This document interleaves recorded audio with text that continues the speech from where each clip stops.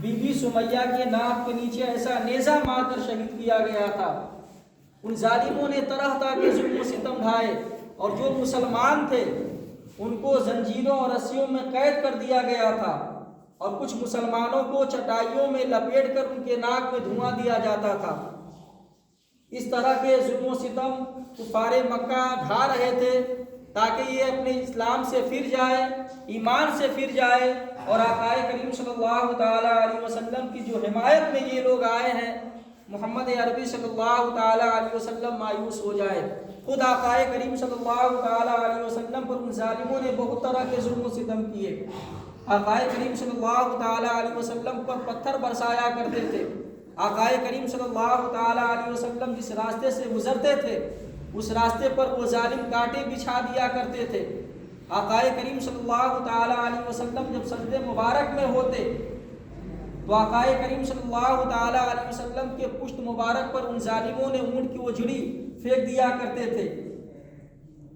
ایک دور ایسا بھی آیا کہ آقا کریم صلی اللہ تعالیٰ علیہ وسلم کا 3 برس تک اس طرح بائیکاٹ کیا گیا کہ آقا کریم صلی اللہ تعالیٰ علیہ وسلم ابو طالب کے گھاٹی میں قیدی کی حیثیت سے محصور ہو کر رہ گئے۔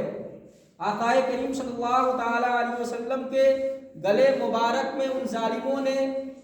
پٹا ڈال کر قاتلانہ حملہ کیا، اور طائف کے بازار میں آقا کریم صلی اللہ تعالیٰ علیہ وسلم کے آقا کریم صلی اللہ تعالیٰ علیہ وسلم نے جب طائف والوں کو اسلام کی دعوت دی تو اسلام قبول کرنے کے بجائے ان ظالموں نے آقا کریم صلی اللہ تعالیٰ علیہ وسلم پر اس طرح پتھر برسایا کہ آقا کریم صلی اللہ تعالیٰ علیہ وسلم کا پنڈلی مبارک خون سے لہو لہان ہو گیا۔ آقا کریم صلی اللہ تعالیٰ علیہ وسلم کا موزہ مبارک خون سے تر ہو گیا تھا۔ آقا کریم صلی اللہ تعالیٰ علیہ وسلم کے جو عزیز و اقارب تھے، خود آقا کریم صلی اللہ تعالیٰ علیہ وسلم کا چچا ابو لہب تھا، طرح طرح کے ظلم و ستم کیے، لیکن آقا کریم صلی اللہ تعالیٰ علیہ وسلم نے تمام ظلم و ستم کو حضور اپنے اوپر برداشت کیے۔ اس دوران آقا کریم صلی اللہ تعالیٰ علیہ وسلم خود بھی اور جو آپ کے ساتھ مسلمان ہوئے تھے، آقا کریم صلی اللہ تعالیٰ علیہ وسلم نے جن کو کلمہ پڑھایا تھا، ایک لمحے کے لیے بھی مایوس نہیں ہوئے، اور ایک لمحے کے لیے صبر کا دامن نہیں چھوڑا، بلکہ صبر و استقامت کا پیکر بن کر آپ نے ظالموں کا مقابلہ کیا۔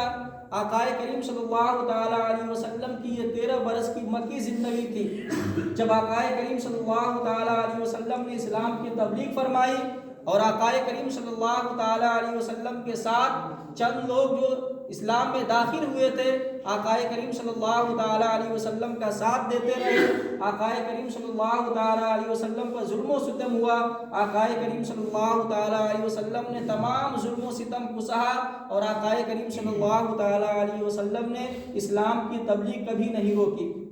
آج اسی کا نتیجہ ہے کہ آج پوری دنیا میں آقا کریم صلی اللہ تعالیٰ علیہ وسلم نے اللہ کے دین کو اس طرح پھیلایا کہ پوری دنیا میں جتنے جہاں بھی دنیا میں لوگ بستے ہیں، اللہ تبارک و تعالیٰ کا نام لیتے ہیں، اسلام کا نام لیتے ہیں۔ یا آقا کریم صلی اللہ تعالیٰ علیہ وسلم نے اپنی امت کو یہ پیغام دیا کہ جب حق کے راستے میں، تبلیغ کے راستے میں کوئی ایسا وقت آئے جب ظلم و ستم سہنا پڑے، اور جب تم کم تعداد میں ہو اور تم پر ظلم و ستم ہو رہے ہو، اس وقت تمہیں کیا کرنا چاہیے؟ آقا کریم صلی اللہ تعالیٰ علیہ وسلم نے صبر کیا، اور آقا کریم صلی اللہ تعالیٰ علیہ وسلم نے صبر کا پیغام دیا، اور آقا کریم صلی اللہ تعالیٰ علیہ وسلم نے ہمیں صبر کرنے کا طریقہ بتایا۔ آج ہم اور تمام لوگ پوری دنیا کے حالات سے واقف ہیں، جو مسلمانوں پر ظلم و ستم ہو رہا ہے، یہ تو کچھ اپنے بدعمالیوں کا نتیجہ ہے کہ آج مسلمان اس قدر بدعمال ہو چکا ہے کہ مسجدیں ویران ہیں، لیکن ان کو اللہ تبارک و تعالیٰ کے دہلیز پر آنے کی توفیق نہیں ملتی۔ سب مسلمان سوچتا ہے کہ ہم کچھ بھی نہ کریں، کچھ عمل نہ کریں، اور ہمارے پاس رحمت کے پیغام آ جائے، رحمت کا پیغام آ جائے۔ ایسا کبھی نہیں ہوتا۔ اگر آپ کو کچھ کرنا، اپنی زندگی سنوارنا ہے، اپنی آخرت کو سنوارنا ہے، تو آپ کو آزمایا بھی جائے گا۔ اللہ تبارک و تعالیٰ جس سے محبت کرتا ہے اس کو آزماتا بھی ہے۔ حدیث مبارکہ میں ہے جب تمہارے پاس کوئی مصیبت پہنچے تو اپنی زبان پر کبھی شکوہ نہ لاؤ، بلکہ صبر کرو اور اللہ تبارک و تعالیٰ کا شکر ادا کرو۔ اگر کسی کے پاس کوئی مصیبت نہیں پہنچتی، وہ ہمیشہ خوشی میں اپنی زندگی گزارتا ہے، تو سمجھ جائیے کہ اس کے لیے بہت بڑا آزمائش ہے۔ اس لیے کہ اللہ تبارک و تعالیٰ جس سے محبت کرتا ہے، خود اللہ تبارک و تعالیٰ قرآن مقدس میں ارشاد فرمایا وَلَنَبْلُوَنَّكُمْ بِشَيْءٍ مِّنَ الْخَوْفِ وَالْجُوعِ وَنَقْصٍ مِّنَ الْأَمْوَالِ، ہم تمہیں آزمائیں گے کچھ خوف سے، کچھ بھوک سے، کچھ مال اور پھل کی کمی سے۔ اور اللہ تبارک و تعالیٰ نے ارشاد فرمایا جب ان آزمائش میں تم کامیاب ہو جاؤ گے وَبَشِّرِ الصَّابِرِينَ، یعنی صبر کرو گے تو تمہارے لیے خوشخبری ہے۔ آقا کریم صلی اللہ تعالیٰ علیہ وسلم نے جو ظلم و ستم حضور نے برداشت کیا اور اسلام کے پیغام کو پوری دنیا میں پھیلایا، یہ ہمارے لیے بہترین نمونہ عمل ہے کہ جب ہم کم تعداد میں ہوں، ہمارے اوپر ظلم و ستم ہو رہے ہو، اس وقت ہمیں کیا کرنا چاہیے؟ اسلام پر عمل کرتے ہوئے اسلام کی تبلیغ کرنی چاہیے۔ جب وہ بھی وقت آیا جب آقا کریم صلی اللہ تعالیٰ علیہ وسلم کے ساتھ ہجرت کے بعد جب آقا کریم صلی اللہ تعالیٰ علیہ وسلم مدینہ منورہ میں داخل ہو گئے اور آپ کے ساتھ کچھ انصار صحابہ اسلام کے آغوش میں آ گئے، کلمہ پڑھ کر مسلمان ہو گئے، تو آقا کریم صلی اللہ تعالیٰ علیہ وسلم نے اللہ اس کے رسول کے باغیوں کے ساتھ آپ نے جنگ کیا، اور ایسا جنگ کیا کہ اللہ کے رسول صلی اللہ تعالیٰ علیہ وسلم چاہے جنگ بدر ہو یا جنگ خندق ہو یا احد کا میدان ہو، آقا کریم صلی اللہ تعالیٰ علیہ وسلم نے جب اللہ اس کے رسول کے باغیوں کے ساتھ آپ نے مقابلہ کیا تو تمام الٹے پیر بھاگ گئے۔ بنو قریظہ یا بنی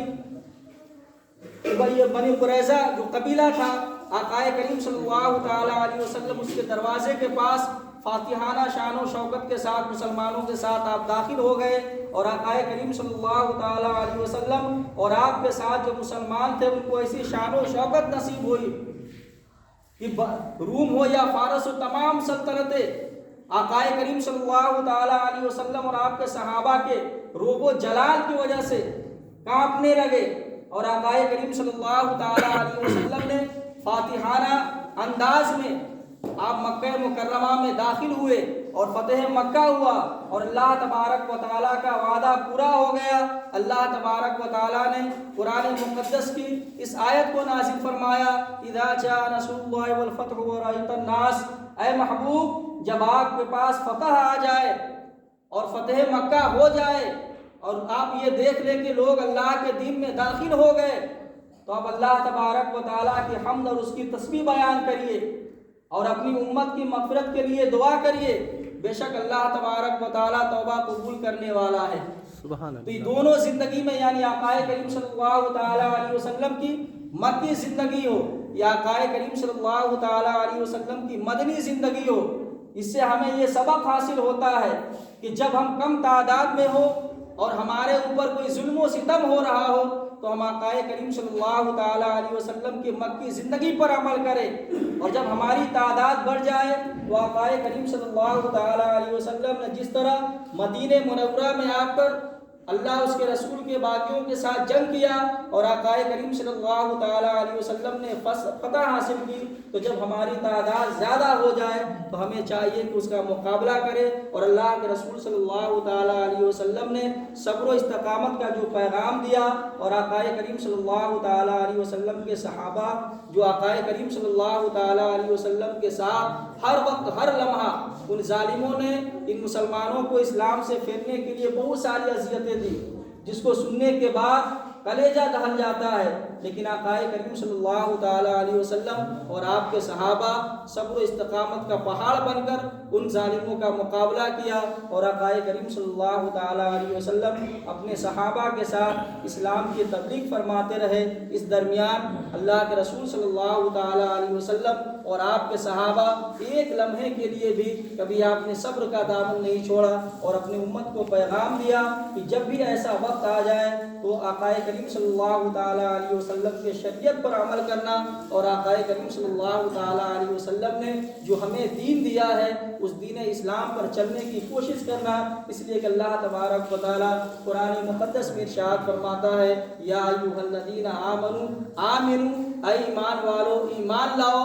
جو ایمان لانے کی بات ہے وہ یہی ہے کہ اللہ کے رسول صلی اللہ تعالیٰ علیہ وسلم نے جو ارشاد فرمایا کہ جو مومن ہو چکے ہوں انہیں چاہیے کہ اس ایمان پر قائم رہیں اور اس ایمان پر چلتے ہوئے اللہ کے رسول صلی اللہ تعالیٰ علیہ وسلم نے جو ہمیں شریعت دیا ہے، اللہ کے رسول صلی اللہ تعالیٰ علیہ وسلم نے جس راستے پر چل کر ہمیں بتایا ہے، ایک مسلمان کو چاہیے کہ آقا کریم صلی اللہ تعالیٰ علیہ وسلم کے سیرت پر عمل کرتے ہوئے اپنی زندگی کو گزارے اور اللہ کے رسول صلی اللہ تعالیٰ علیہ وسلم کے راستے پر چلتے ہوئے مسلمان کو چاہیے کہ اپنی زندگی گزارے۔ اللہ تبارک و تعالیٰ نے قرآن مقدس میں ارشاد فرمایا لقد کان لکم فی رسول اللہ اسوۃ حسنہ، یعنی آقا کریم صلی اللہ تعالیٰ علیہ وسلم کی ذات مبارکہ تمہارے لیے بہترین نمونۂ عمل ہے۔ اگر کوئی انسان اپنی زندگی میں آقا کریم صلی اللہ تعالیٰ علیہ وسلم کی سیرت کو اتار لیتا ہے تو سمجھ جائے اس کا دنیا بھی کامیاب ہے اور آخرت میں بھی کامیابی ہے، اور اللہ تبارک و تعالیٰ کی بارگاہ میں جو مقبول اور محبوب بندے ہوتے ہیں وہ ضرور آزمائے جاتے ہیں۔ جب اللہ تبارک و تعالیٰ کی آزمائش آئے، جب آپ پر کوئی مصیبت پہنچے تو اس حال میں چاہیے کہ صبر کے ساتھ اللہ تبارک و تعالیٰ کا شکر ادا کرتے رہے اور اپنی زبان پر کبھی شکوہ کا الفاظ نہیں لائے۔ اس لیے کہ آقا کریم صلی اللہ تعالیٰ علیہ وسلم نے دونوں طریقہ ہمیں بتا دیا ہے۔ اللہ تبارک و تعالیٰ کی بارگاہ میں دعا ہے ہم سب کو آقا کریم صلی اللہ تعالیٰ علیہ وسلم کے سیرت پر عمل کرنے کی توفیق عطا فرمائے۔ وآخر دعوانا الحمدللہ۔